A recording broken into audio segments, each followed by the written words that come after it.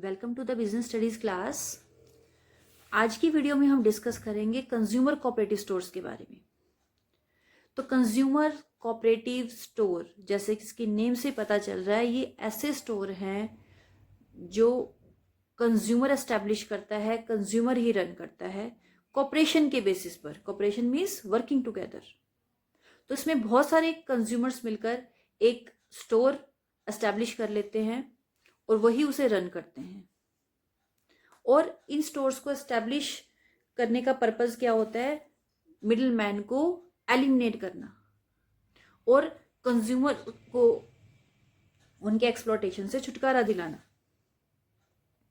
क्योंकि प्रोड्यूसर और कंज्यूमर के बीच में जितने ज्यादा मिडिल मैन होते हैं उतना ही प्रोडक्ट का प्राइस अननेसेसरली इंक्रीज हो जाता है और ये सारा प्रॉफिट मिडिल मैन की पॉकेट में जाता है। तो कंज्यूमर कोऑपरेटिव स्टोर के थ्रू मिडिल मैन को एलिमिनेट कर दिया जाता है और जो प्रॉफिट सारा मिडिल मैन की पॉकेट में जा रहा था वो सारा अब सेव हो जाता है और वो उसका बेनिफिट मिलता है कंज्यूमर्स को। क्योंकि ये consumer cooperative store directly producer से या होलसेलर से बल्क में गुड्स परचेज करते हैं और बल्क में गुड्स परचेज करने की वजह से ये प्रोडक्ट इन्हें कम प्राइसेस पर अवेलेबल हो जाता है, जो कि मिडिल मैन की होने की वजह से पहले ये प्रोडक्ट उन्हें ज्यादा प्राइसेस पर अवेलेबल होता था। तो इस तरह से मिडिल मैन बीच में से एलिमिनेट हो गया। अब कम प्राइसेस की फॉर्म में ये सारा बेनिफिट कंज्यूमर को मिल गया और यही इन कंज्यूमर कोऑपरेटिव स्टोर का पर्पस होता है। कंज्यूमर कोऑपरेटिव स्टोर का एस्टेब्लिश करने के लिए मिनिमम 10 मेंबर्स की रिक्वायरमेंट होती है और मेंबर बनने के लिए कम से कम एक शेयर परचेज करना जरूरी होता है और हर मेंबर को एक ही वोट देने का राइट होता है, चाहे उसने कितने ही नंबर ऑफ शेयर्स परचेज कर रखे हो।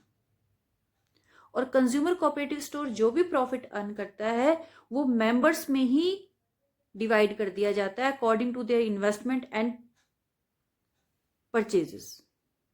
तो इस तरह से कंज्यूमर कोऑपरेटिव स्टोर कंज्यूमर के बेनिफिट के लिए एस्टैब्लिश किए जाते हैं। Now let us discuss the features of consumer cooperative store. First feature is it is establish and run by the consumer. जैसे कि हमने अभी डिस्कस किया है कि कंज्यूमर कोऑपरेटिव स्टोर कंज्यूमर ही एस्टैब्लिश करते हैं, कंज्यूमर ही रन करते हैं। तो it is owned and controlled by consumers. It's establishment eliminates the middle man. और इसका पर्पस क्या होता है? मिडिल मैन को एलिमिनेट करना और जो वो मिडिल मैन कंज्यूमर का एक्सप्लॉयटेशन कर रहे हैं उससे कंज्यूमर को बचाना। Sales are only in cash. और इनकी जो भी सेल्स होती है वो कैश बेसिस पर ही होती है, क्रेडिट बेसिस पर नहीं होती। Next is a member can leave his membership any time. अगर कोई मेंबरशिप छोड़ना चाहता है कंज्यूमर कोऑपरेटिव स्टोर की तो वो कभी भी छोड़ सकता है। और इसी तरह से membership can be acquired any time. अगर कोई भी पर्सन इसका मेंबर बनना चाहता है तो वो कोई भी बनना चाहता है तो वो शेयर्स खरीद कर इसका मेंबर बन सकता है। Next feature is profit is distributed among the members. और कंज्यूमर कोऑपरेटिव स्टोर जो भी प्रॉफिट अर्न करते हैं वो मेंबर्स में ही डिस्ट्रीब्यूट कर दिया जाता है। Next feature is good quality things are sold at less prices. और ये स्टोर्स डायरेक्टली प्रोड्यूसर से परचेज करते हैं बल्क में, तो इसलिए कम प्राइसेस पर अवेलेबल हो जाते हैं। तो ये कंज्यूमर को भी कम प्राइसेस पर ही गुड्स को अवेलेबल करवाते हैं, प्रोडक्ट को अवेलेबल करवाते हैं और गुड क्वालिटी का प्रोडक्ट अवेलेबल करवाते हैं। A member has the right to cast one vote. और हर मेंबर को सिर्फ एक ही वोट देने का राइट होता है, चाहे उसके पास कितने ही नंबर ऑफ शेयर्स हो कोऑपरेटिव स्टोर के। तो ये तो थी cooperative store, consumer cooperative store की फीचर्स। अब हम देखते हैं एडवांटेजेस क्या है कंज्यूमर कोऑपरेटिव स्टोर की। First advantage is the consumer get good quality product at less prices. ये तो हमने फीचर्स में भी किया है कि कंज्यूमर कोऑपरेटिव स्टोर के हेल्प से कंज्यूमर को अच्छी क्वालिटी का प्रोडक्ट कम प्राइसेस पर अवेलेबल हो जाता है, क्योंकि पहले मिडिल मैन की होने की वजह से प्रोडक्ट में अडल्ट्रेशन के चांसेस भी होते थे और प्रोडक्ट भी ज़्यादा रेट पर अवेलेबल होता था, जो कि कंज्यूमर कोऑपरेटिव स्टोर क्या करते हैं, अच्छी क्वालिटी का प्रोडक्ट कम प्राइसेस पर अवेलेबल कराते हैं। There is no fear of loss of capital because the sales are only in cash.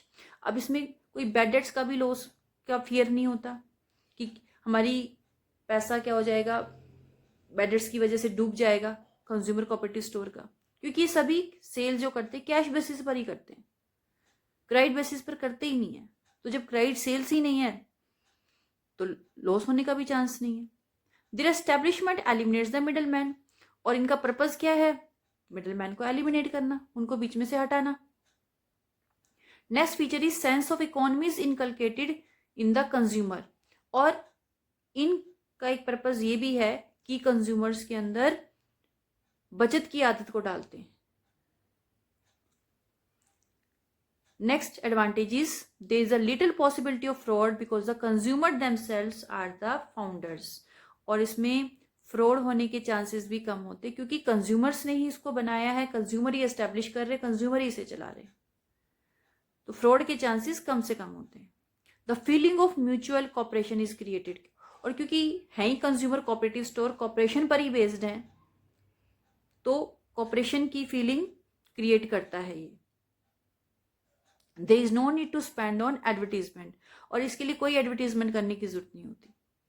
The benefits of large scale selling are available, और ये क्योंकि प्रोड्यूसर से लार्ज स्केल पर प्रोडक्ट क्या करते हैं, सेल परचेज करके लाते हैं, तो सेल भी उसके अकॉर्डिंग ही होती है। तो लार्ज स्केल पे सेल होने से क्या होगा, प्रॉफिट भी ज़्यादा होगा, और वो प्रॉफिट किस में डिस्ट्रीब्यूट कर दिया जाता है, मेंबर्स में ही कर दिया जाता है डिस्ट्रीब्यूट। तो इस तरह से जो लार्ज स्केल सेलिंग के बेनिफिट्स हैं वो भी इन्हें मिलते हैं। This there is the certainty of this sales because of the certainty of the customer. अब सेल जो गुड्स इन्होंने परचेज जो की हैं उनकी सेल भी सर्टेन है, वो होंगी सेल, क्योंकि कंज्यूमर ही इसको चला रहे हैं, वो रिक्वायरमेंट के अकॉर्डिंग ही गुड्स क्या करके लाते हैं, परचेज करके लाते हैं, तो उन गुड्स की सेल्स भी सर्टेन है। The needs of the customer are taken care of, और कस्टमर की क्या नीड है उसके अकॉर्डिंग ही प्रोडक्ट अवेलेबल कराया जाता है, क्या उनकी परचेजिंग पावर है उसके अकॉर्डिंग ही प्राइजेस रखे जाते हैं। तो इस तरह से all these are the advantages of consumer cooperative store. Next we will discuss the disadvantages of consumer cooperative store. जहाँ कंज्यूमर कोऑपरेटिव स्टोर के इतने सारे एडवांटेजेस हैं, वहाँ इसके कुछ डिसएडवांटेजेस भी हैं। चलिए देखते हैं क्या डिसएडवांटेजेस हैं। फर्स्ट है loss has to be face when the market is dull. जब मार्केट डल चल रही हो तो इनको भी लॉस फेस करना पड़ता है, तो होता ही है, जब मार्केट डल होती है तो लॉस होता ही होता है। Next is there is a possibility of quarrels because the consumer forms groups, और जो मेंबर्स हैं उनमें लड़ाई झगड़े के चांसेस भी रहते हैं, पॉसिबिलिटी रहती है, लड़ाई झगड़ा डिस्प्यूट होता रहता है उनमें, क्योंकि ज़रूरी नहीं है सभी मेंबर्स एक ही बात पर सहमत हो जाएं, क्योंकि सबकी अपनी अपनी थिंकिंग है, सबके अपने अपने व्यूज़ होते हैं, तो इसलिए डिस्प्यूट की और क्वार्रल्स की पॉसिबिलिटी हमेशा रहती है। There is lack of specialty in these stores because the customer cannot play the role of businessman successfully.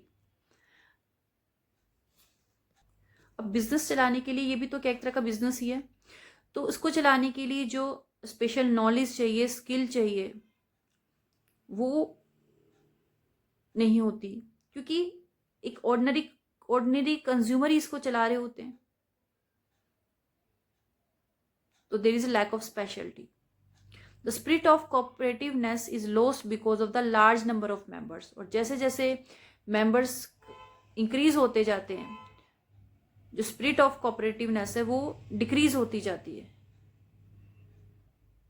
क्योंकि जब बहुत सारे पर्सन एक ही जगह मिलकर काम कर रहे होते हैं, जैसा कि मैंने बताया है कि इतने सारे पर्सन्स होते हैं और डिफरेंट बैकग्राउंड से होते हैं, डिफरेंट उनकी ओपिनियन होती है, डिफरेंट उनकी सोचने का तरीका होता है, तो उनके बीच में कॉपरेशन एस्टेब्लिश करना एक बहुत बड़ा मुश्किल काम हो जाता है। And last disadvantage is there is the facility of withdrawing one's capital. अब इसमें कोई भी पर्सन जब मेंबरशिप छोड़ना चाहता है तो छोड़ सकता है अपनी कैपिटल विड्रॉ करके। तो कई बार क्या होता है, बहुत सारे मेंबर इकट्ठे ही अपनी कैपिटल विड्रॉ कर देते हैं। विड्रॉ कर लेने से कैपिटल एग्जिस्टेंस को ही खतरा हो जाता है स्टोर की, क्योंकि अगर मिनिमम 10 मेंबर्स नहीं रहेंगे तो स्टोर भी नहीं चल पाएगा, क्योंकि इसके लिए रिक्वायरमेंट है कि मिनिमम 10 मेंबर्स तो होने ही चाहिए। तो इसकी एग्जिस्टेंस के लिए भी खतरा पैदा हो जाता है अगर बहुत ज़्यादा लोग इकट्ठे ही मेंबरशिप छोड़ देते हैं और अपनी कैपिटल विड्रॉ कर लेते हैं। तो this is all about the consumer cooperative store.